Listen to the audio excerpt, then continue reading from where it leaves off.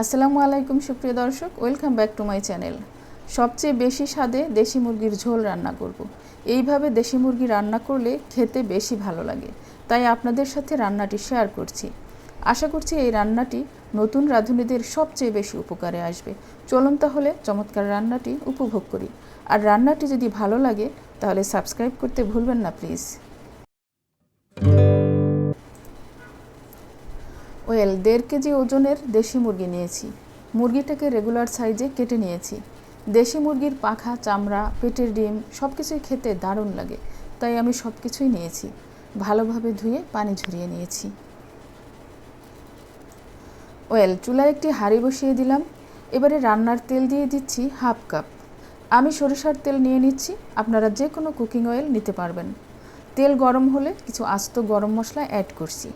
4 টুকরা দারুচিনি দিলাম, 2টি তেজপাতা, 6-7টা সবুজ এলাচ, একটা ছোট কালো এলাচ।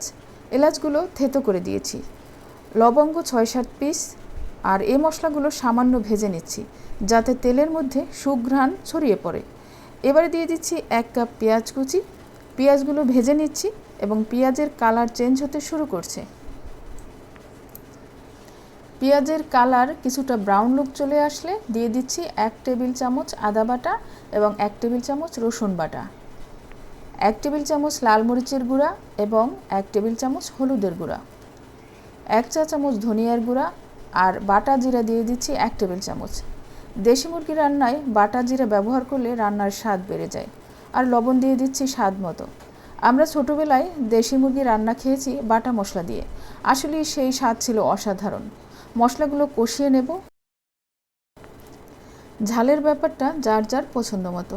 আমি বেশি ঝাল খাই না, আবার কম ঝালের রান্নাও পছন্দ করি না, তাই মাঝামাঝি পর্যায়ের ঝাল ব্যবহার করেছি।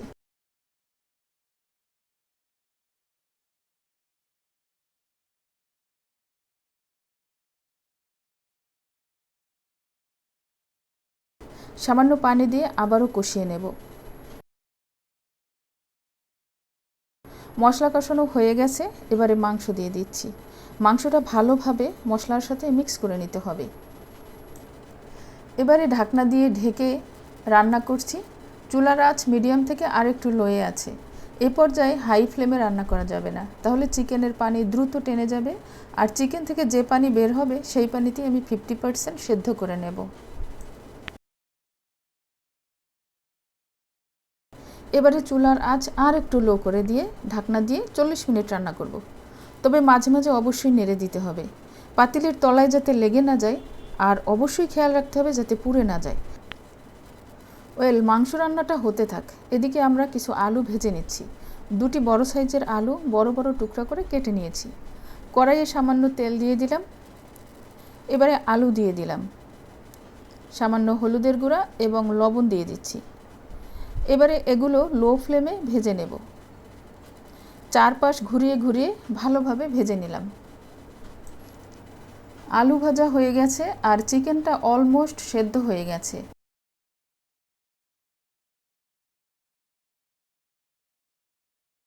রান্না মাংসের লুক চলে আসছে। এবারে আলু দিয়ে দিলাম। আলু দিয়ে আরও বেশ কিছুক্ষণ কষিয়ে নিতে হবে। তো এ পর্যায়ে আর একটা গুঁড়া মশলা অ্যাড করছি। প্রথমে একটা গুঁড়া মশলা বানিয়ে রেখেছিলাম।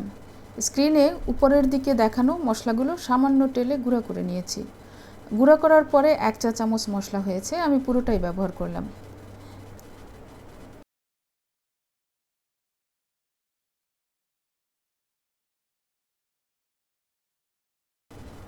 এবারে ঢাকনা দিয়ে আরও 5 মিনিট রান্না করছি, যাতে গুঁড়ো মশলার সুঘ্রাণটা মাংসের ভিতরে প্রবেশ করে।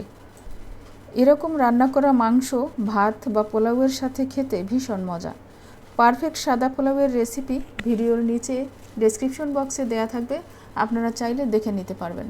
এই পর্যায়ে আমি 2 কাপ গরম পানি ব্যবহার করলাম। ডিম আর কলিজা দিয়ে দিলাম। ডিম আর কলিজা মাংসের সাথে কষানো যাবে না, তাহলে ভেঙে যাবে আর মাংসের টেস্ট নষ্ট হবে। ঢাকনা দিয়ে আধা ঘন্টা রান্না করব। এর মাঝে আমি আরও 2-3 বার নেড়ে দিয়েছি। দেখুন আলুগুলো সেদ্ধ হয়েছে এবং মাংসটাও সেদ্ধ হয়েছে। আমাদের দেশের বিভিন্ন ধরনের পপুলার রান্নার রেসিপি আমার চ্যানেলে থাকছে, আর এর পাশাপাশি কিছু অ্যাডভান্স লেভেলের রান্নাও পাবেন আমার এই চ্যানেলটিতে।